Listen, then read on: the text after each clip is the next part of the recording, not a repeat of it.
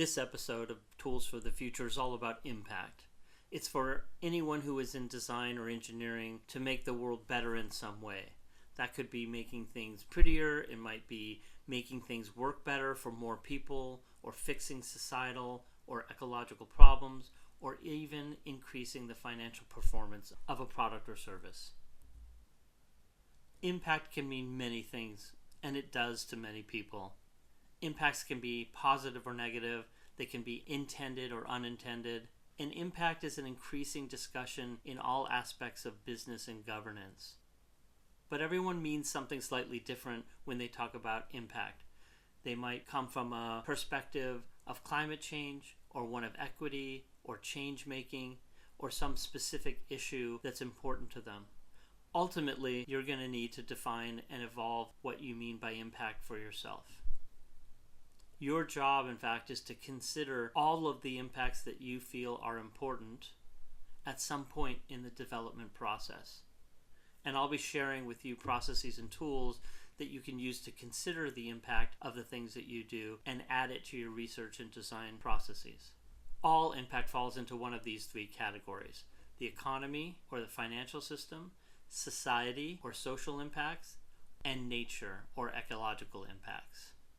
Now, traditional business already thinks a lot about the financial impact of what it does, and it's required to by law in most places.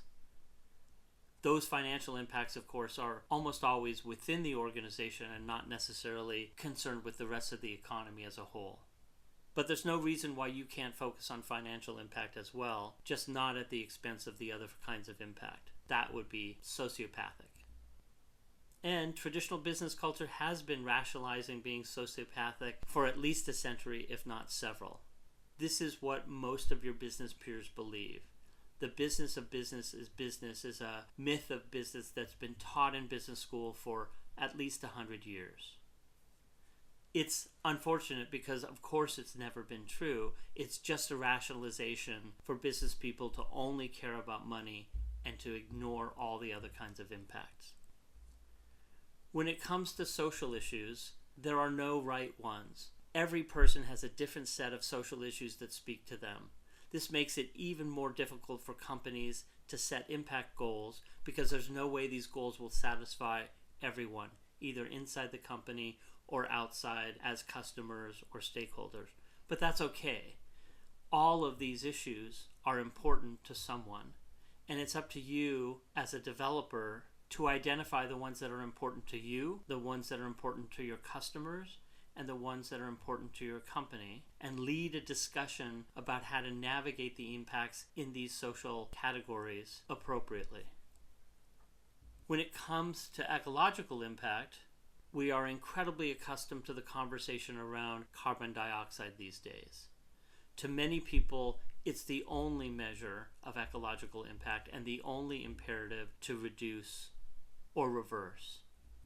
However, the reality is there's at least 4 other kinds of ecological impact that we need to take into account and that haven't been getting the same amount of attention, much to the detriment of the planet. Air and what's in it, air quality, water quality, our soil and its ability to sustain and grow plants, and the overall biodiversity on the planet are just as important as CO2. And the impact our activities are having on them is just as critical. So we need to look at all 5 categories when we assess ecological impacts. So let's take a look at how this changes what we look for when we develop new products and services. Impact requires a modified approach to things like design research techniques. It's a double-edged sword, in fact. You have a responsibility to care about these issues, about much more than you might have been put into the design or product brief, yet you also have a responsibility to do these right and still get your work done on time and on budget. In general, we have to be more careful and consider more things when we do research, either with constituents and customers or other stakeholders. I have to recognize my mentor in this area, Minnie Bredauer, who teaches with me at California College of the Arts and was also creative director at Pinterest. She's also founded her own organization, The Purchase Product. Minnie teaches us that when we're researching impact within any population, we may be dealing with multiple kinds of trauma that people have. Trauma is normal and it can have short and long-term impacts. But you likely won't know what might trigger someone's trauma unless you consider the context in which they live. How you respond is what's crucial. That said, we can often anticipate potential traumas given the research subject or the subject matter. When we prepare to do design or customer research, there are some steps that we can take to reduce trauma our presence may cause and improve the results of our research. We can acknowledge our own traumas, we can prepare with domain experts, we can research with trusted allies or people who are trusted by the population we're researching with. We can find ways to quickly build trust, and we can carefully prepare the space in which we're conducting research. It's worth talking quickly about trust. Many people use the word trust without any clear definition of what it means, and therefore they can't know how to build trust effectively. Trust is the result of sincerity, competence, reliability, and tolerance for risk. So in order to build trust in a population that you're new to, you have to look for ways of expressing sincerity, being competent, doing so reliably, and assessing how tolerant of risk those communities are. This is the equation for effectively creating trust. It doesn't necessarily make it happen quicker, but it can certainly speed up the process. This book, entitled Pathological Altruism, is rife with examples of good intended research gone bad. It talks to all of the potential problems that might occur when we're not considered about the research that we do. Empathy is great, but it can also enforce power structures or prescribe emotions and reactions and intents and end up silencing people. We have to remember that it's not our job to save people.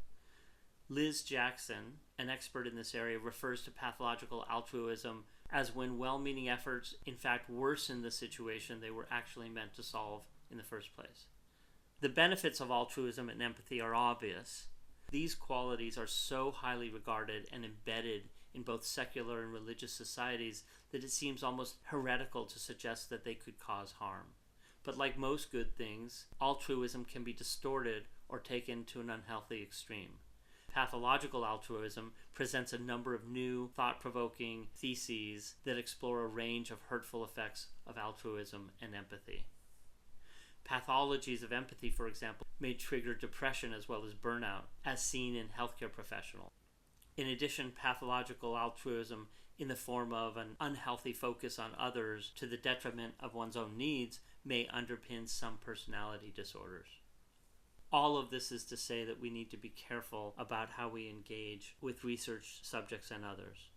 When we deal with new populations and communities, we need to think about topics like privilege and domination and oppression and how we show up to these communities, whether intended or not.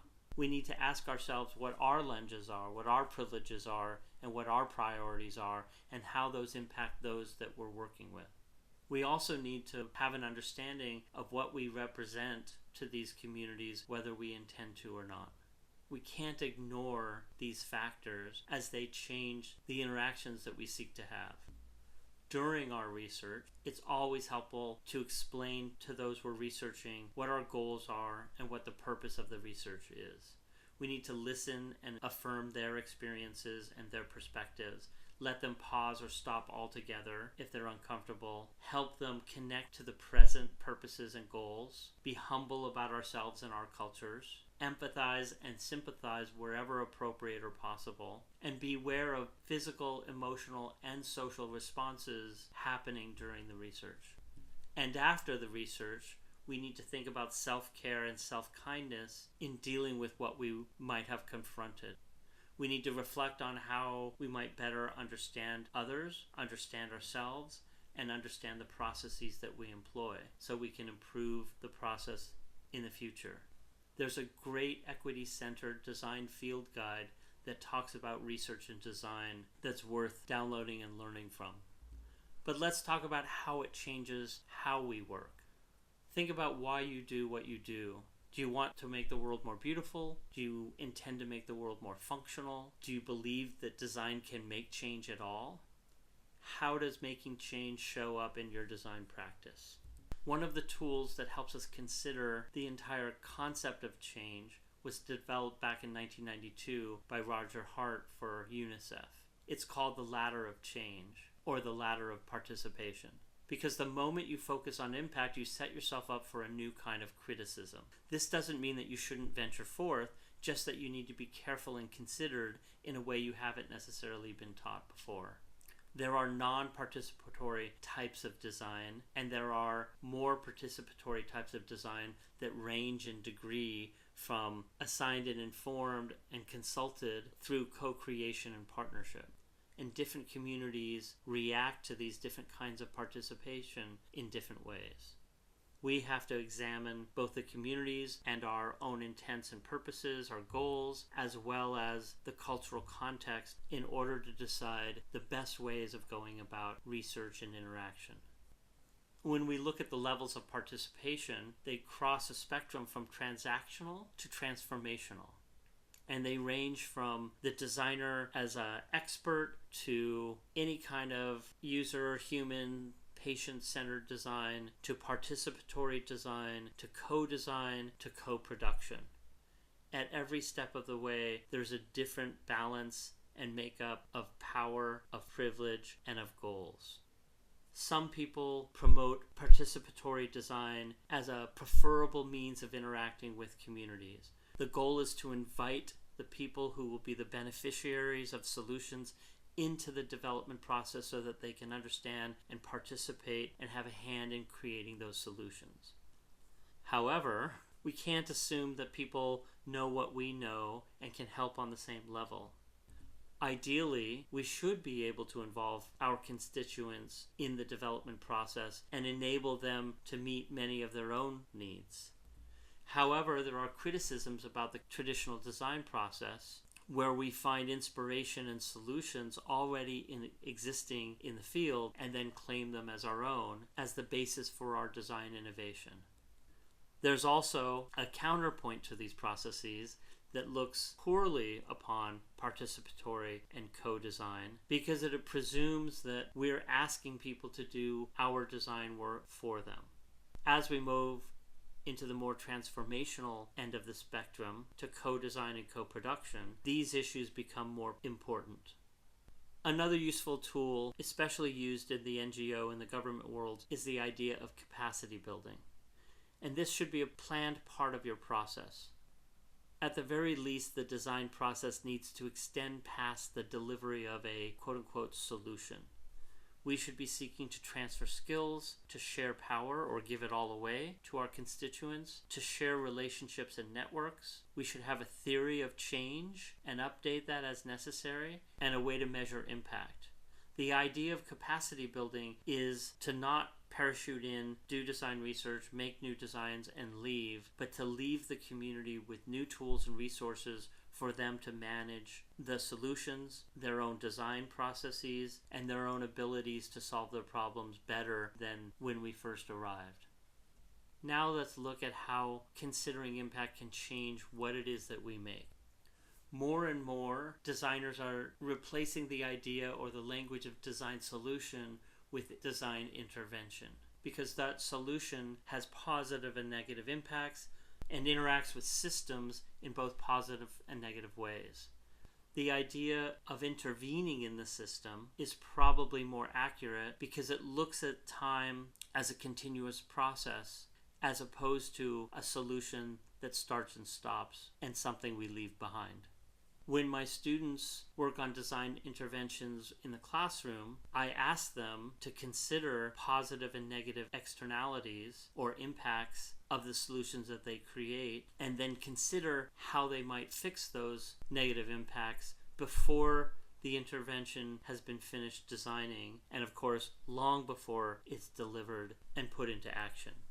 Some of those impacts might be on the brand of the company they're designing for, and these can be positive and negative as well. And we often ask our students and our teams to consider collaboratively creating a code of ethics so that they're all on the same page in terms of their goals and what they're looking at.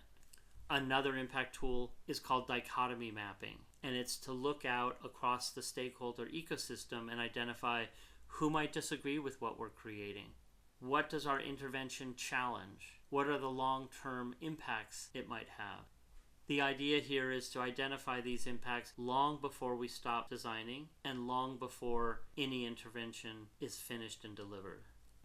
Another tool is called immunity to change. Part of being strategic is anticipating obvious and not so obvious responses within the stakeholder ecosystem. Who's going to be threatened by the response? Who will be disrupted? And how will they react? Because they will react. How can we plan to counter that reaction or bolster it if necessary? All of these tools have us imagine potential impacts and react to them long before they happen.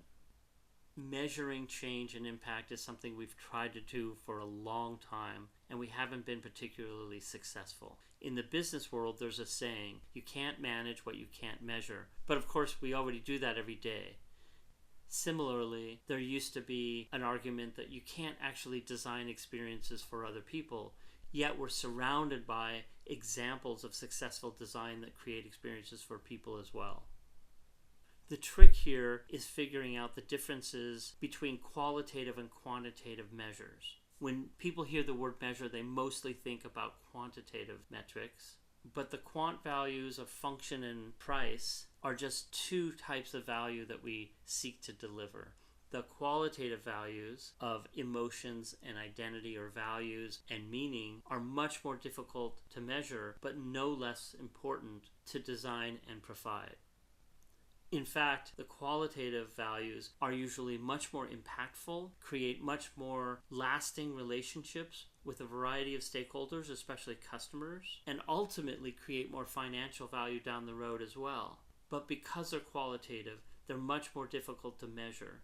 So while we seek to measure impact, we can't get stuck in a quantitative box and only measure the things that are easy to measure by numbers. Simultaneously to developing better ways to measure, we also need to recognize that maybe we'll never have the best metrics, but we need to figure out how to move forward regardless. Some of the measurement tools for impact include a life cycle analysis, and this is a quantitative metric around ecological impacts. If you really want to understand the ecological impacts of products and services and compare them to different offerings, a life cycle analysis is about the best way to go. But of course, this isn't taking into account either the qualitative impacts or the social impacts. It tends to favor technological materials and processes and not even biological ones. Still, LCAs form a great baseline.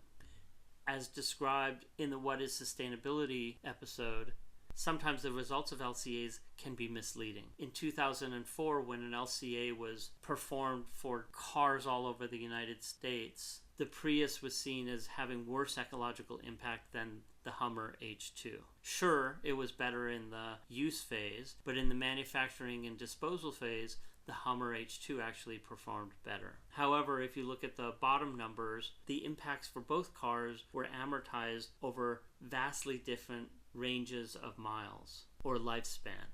4 years later, when the LCA was reconducted with different assumptions because more data was known about this new car, the Prius, the lifespan of both were equalized, and the ecological impacts of the Hummer grew in relationship to the Prius, helping the Prius perform better than the Hummer. When we compare solutions across the same products and service space, we can often be surprised by the solutions that end up performing better in terms of a life cycle analysis. Sometimes these things are counterintuitive, and some people are even incredulous at the results. Again, we have to look at the entire life cycle of all these processes, and we're only measuring the quantitative ecological benefits here. LCAs can't measure the social impacts, nor are they good at measuring the qualitative values. Ideally, this isn't really a matter of this is better than that. Instead, we should recognize that there are many approaches to reducing the ecological impact of products and services, and there may be many beneficial ones that take different directions, such as those that Apple takes versus Hewlett-Packard. In this case, both have different competing sustainability strategies. and both are valid, and we should turn the conversation not towards HP versus Apple, but to compare HP and Apple against all the other manufacturers that have no sustainability strategy. A really good, fairly easy to use LCA tool, certainly made for designers, but even for non-designers, is the Sustainable Minds impact tool. Another impact tool is the idea of the circular economy as seen by the famous butterfly diagram from the Ellen MacArthur Foundation. This is a reminder that biological materials need to be separated from technological materials and easily split apart so that they can be reused and recycled within their own cycle. When these materials are bonded together in such a way that they can't be separated, the only place for them to go is into a landfill. But if we design the way that nature does, the waste products of any particular process should be reusable and become the inputs for other processes. In nature, there is no waste. The waste of one animal or plant becomes the input and food for another kind of animal or plant. But even this model is incomplete because it only looks at ecological impacts. Instead, we need to make a place for social and economic factors as well. By the way, nearly every other sustainable model or framework lacks one of these aspects. All of these frameworks are evolving and need to. You'll likely have to augment them yourself throughout your careers. But ultimately, we need to measure impact across all of these categories. Someday, when we get to a more complete measurement system like the idea of true cost accounting, we'll reach the level of breadth and depth we're after, but it's going to be a long time before we get there. These things are in development, but they have not made the progress that they need to. One of the challenges is that we just simply can't quantify everything. We'll never be able to quantify the value of a beautiful view from a mountain, for instance. So even if we get to the point where all of the impacts are baked into the cost of the goods and services that we consume, there will always be factors that can't be quantified into that impact. The UN Sustainable Development Goals are a nice framework for us to organize impacts across different categories. Often, this helps people connect to the ideas of impacts in ecological or social terms. For a long time, we've had tools that help us measure the impact on social issues. One that was used about 20 years ago or more was the social return on investment, or the SROI. It took its framework from the financial equation for return on investment and cast it in social impact terms. We need to be very careful here, though, because we can fall into the cost-benefit trap. Business people are taught to perform a cost-benefit analysis in order to compare solutions and choose the one that costs less. But in the famous case of the Ford Pinto in the United States during the 70s, Ford knew that their Pinto had a problem in rear-end collisions, and it was possible for the gas tank, which was placed right behind the bumper, to explode during some impacts. Now, they could fix the problem by recalling all the Pintos and changing a valve, but that was going to cost money, both in terms of parts and labor and downtime for these cars. So like the good MBAs that they were, they performed a cost-benefit analysis, and what they decided was that the cost of fixing the Pintos was much higher than the projected cost of paying out damages in court cases for the number of court cases they projected that they might lose. So in a purely quantitative sense, it made more financial sense to not fix the Pintos and just pay out the legal fees and damages, because ultimately it would cost them less money. So this cost-benefit analysis led them to essentially do the wrong thing. They should still have fixed the Pintos so that they wouldn't explode and their customers wouldn't be hurt. Now, many decades later, perhaps they could have improved their equation and taken into account customer loyalty and word of mouth and brand value and some of the other factors that weren't part of a functional financial cost-benefit analysis.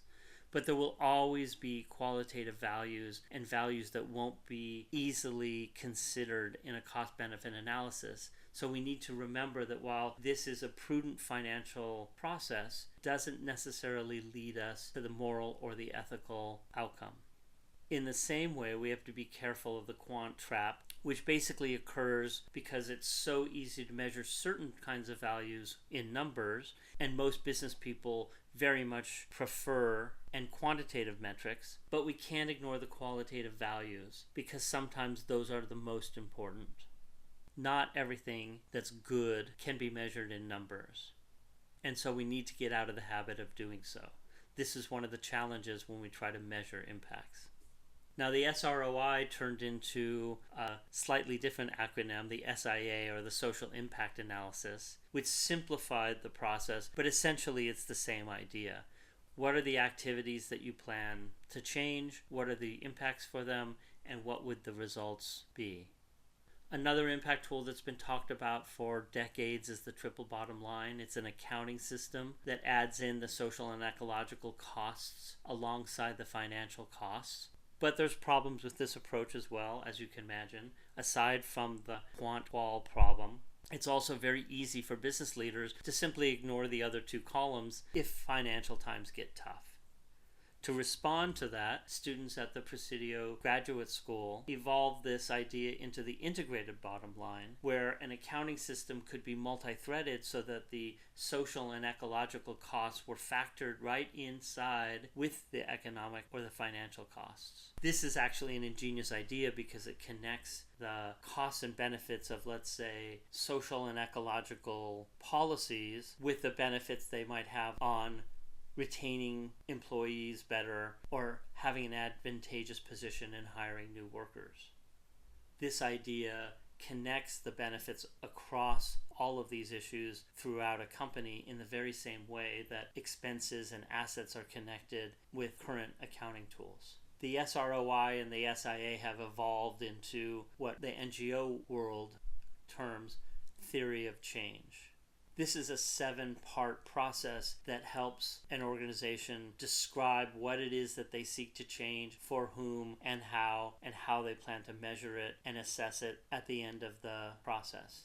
Really, what we should be doing is requiring all companies to use a theory of change approach to innovating or making new products and services before they deploy them into the market. But don't hold your breath there.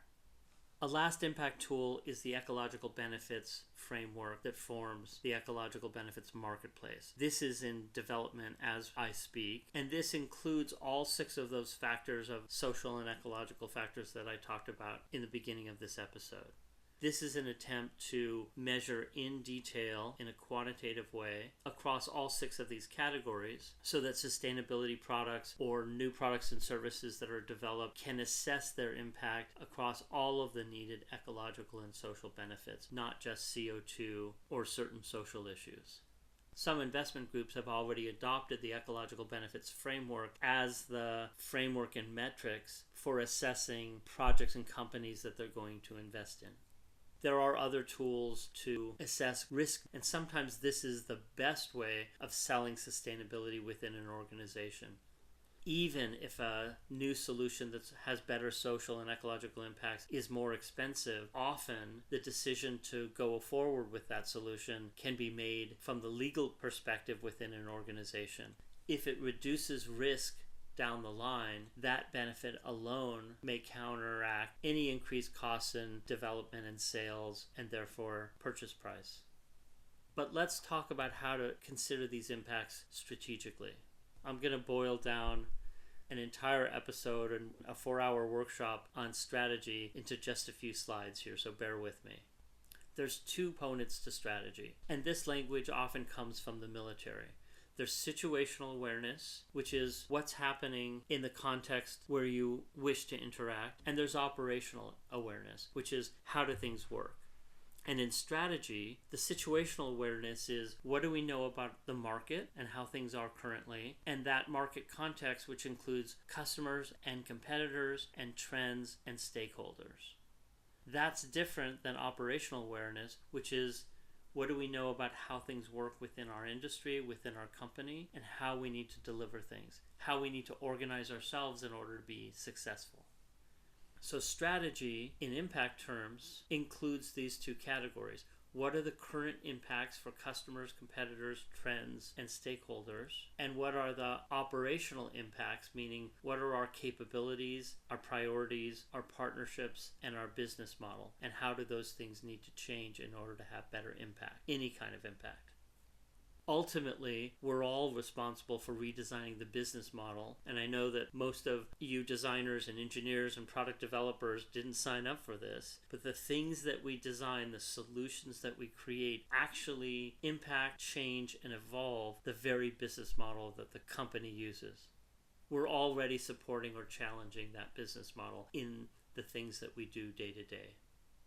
We need to look at stakeholders as part of our situational awareness and identify which stakeholders we don't need to pay attention to or worry about and which ones we do, and how value gets mapped between those various stakeholders. This is a stakeholder value map, and it maps the 5 kinds of value, and while we're at it, we might map lines of communication, lines of data, and lines of trust so that we have a clear understanding of the ecosystem in which our organization works. This often illuminates who our best partners might be, but also who might be threats. It forms the basis of a partnership strategy, and very often it helps us identify opportunities and threats that we wouldn't have noticed otherwise.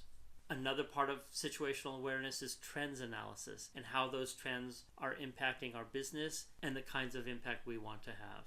I'm in the process of building a tool to make this easier to impact, track, and work with. But lastly, let's talk about how it changes you, whether you're a designer, an engineer, a founder, a product developer, or one of any kind of responsibility or role within an organization. My friend Brenda Laurel talks about grand strategies, and this is the way to approach how to meld personal strategies with the strategies of the organization you're working with. Very often, especially young people and older people nearing retirement, are dissatisfied with their day-to-day job and the impacts they have on the world. They want to have social or ecological impacts in certain ways, but they don't feel like their job is giving them the opportunity to do so. Brenda talks about looking for grand strategies that satisfy not only our organizational goals, but our personal ones as well. In a very simple example, if we want to change the world and our companies want to make money, we can look for the strategies that both help us change the world and still make our organizations money. For an example, if sustainability is important to us, but our companies are looking to reduce risks and reduce expenses, we can look for efficient solutions that accomplish our organization's goals and at the same time have greater sustainable impact. Sometimes we don't even have to mention the word sustainability, but instead frame it in terms of saving money or reducing risks for our clients or our leaders and meeting their goals in a way that has them responding positively. So she reminds us that those greater strategies, those grand strategies, are always available for us to reframe our work for ourselves and for our organizations if we simply look for them. And this may be the way for you to not only have greater impact in the world, but have greater satisfaction doing so. That's it for this episode. I know it's been a lot. Thank you very much.